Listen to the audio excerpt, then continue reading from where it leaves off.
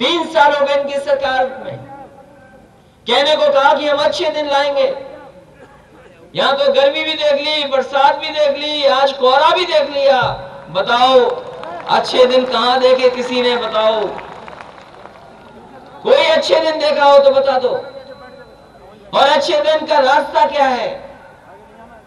ये सड़क, ये बिजली, ये पानी, ये इंतजाम। बताओ कोई इंतजाम किया हो 3 साल में? हम समाजवादी लोग कम से कम ये कह सकते हैं कि कोई गरीब किसान, गांव में रहने वाला कोई तकलीफ में अगर है और अगर बीमारी में उसको एम्बुलेंस की जरूरत है, फोन मिलाता है 108 समाजवादी एम्बुलेंस उसके घर पर गांव में पहुंच जाती है। इंतजाम समाजवादी ने किया है। माताएं बहनें अभी तकलीफ में अगर हैं तो 102 फोन मिलाने पर उनकी भी मदद करने का काम एम्बुलेंस कर रही है। अभी अस्पताल बेहतर करने हैं। हमने अपने घोषणा पत्र में लिख दिया कि एम्बुलेंस तो हमारी कामयाब है, लोगों को भरोसा है।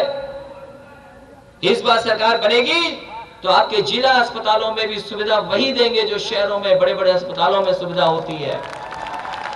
कोई कहीं न जाना पड़े, कहीं उसको इलाज के लिए न भागना पड़े, पैसे न खर्च करना पड़ जाए।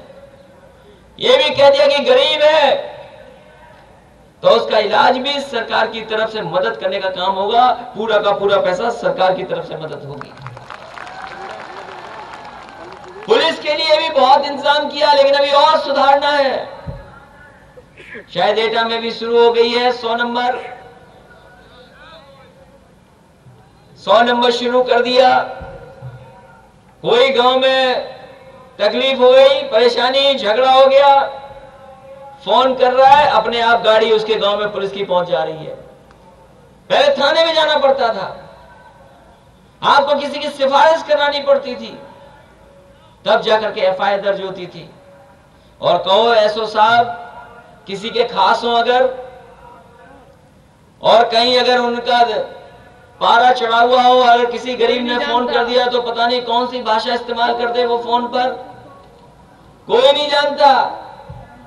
बताओ उससे भी हमने निजात पा दिया है। अब कोई भी फोन मिलाएगा 100 नंबर, चाहे वो गरीब हो कोई हो, किसी के साथ करेंगे और अच्छा करेंगे। एम्बुलेंस आपके पास पहुंच रही, पुलिस आपके पास पहुंचेगी। और हमने तो अब जानवरों के लिए भी कह दिया कि एम्बुलेंस डॉक्टर से भर करके आएगी और गांव में भी जानवरों का इलाज कर करके जाएगी। बताओ कौन सुविधा देना चाहता है ऐसी? कोई सुविधा दे रहा हो तो बताओ। ये सुविधा दी है। अभी पैसा बंद कर दिया सबका 500,000 रुपए।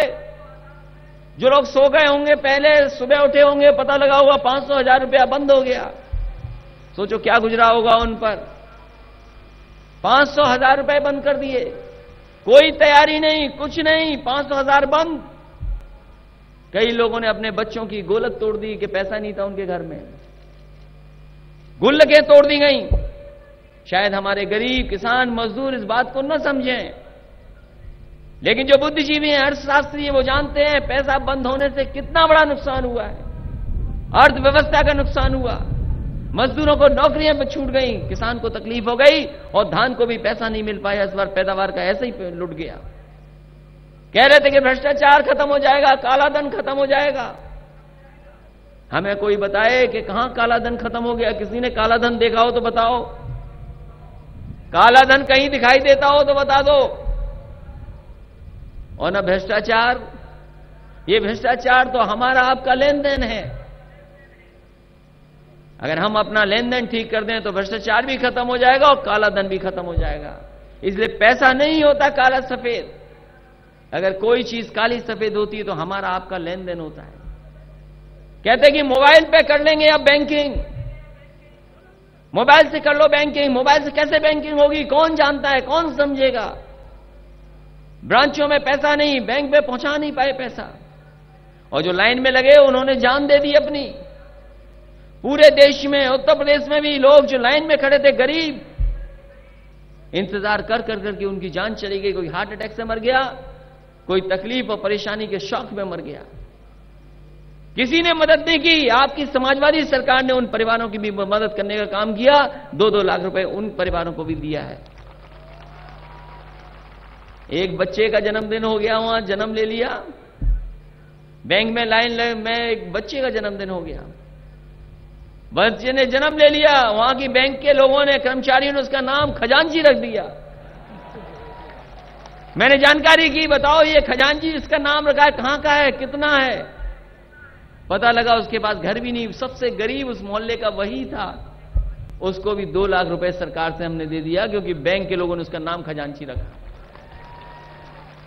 तो सुविधाएं देने का काम, मदद करने का काम और प्रदेश को आगे बढ़ाने का काम अगर कोई कर रहा है तो समाजवादी सरकार कर रही है, समाजवादी कार्यक्रम कर रहे हैं। ये बिजली का कारखाना जो अभी कुछ दिन पहले शिलान्यास किया था, ये मैं समझता हूं यूपी का सबसे बड़ा कारखाना होगा बिजली का।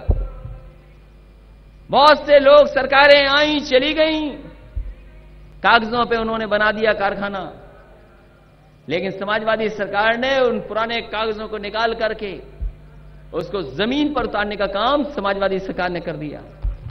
एटा में बिजली का इंतजाम, हमारे लोग तो चाहते कि बिजली कितनी आई है हमारे घर में, ये हमारे लिए महत्वपूर्ण है।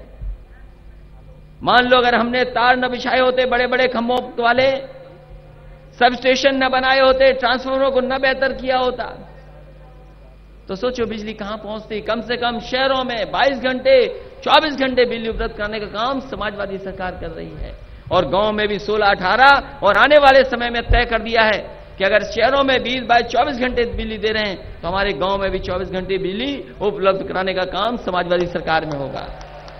इसलिए बिजली, सड़क, स्वास्थ्य और नौजवान साथियों, जब काम होता है तभी नौकरियां निकलती हैं, तभी रोजगार मिलता है। ये आबादी में बड़ा हो गया हमारा प्रदेश, जो जिम्मेदारी हमारी है उस तरीके से हम उत्तर प्रदेश को आगे ले जा रहे हैं। क्योंकि जब तक बुनियादी ढांचा नहीं ठीक होगा, दुनिया के तमाम देश जो तरक्की कर गए, आगे बढ़ गए, उन देशों ने जो किया है, कम से कम उत्तर प्रदेश की सरकार, समाजवादी सरकार उस दिशा में काम कर रही है।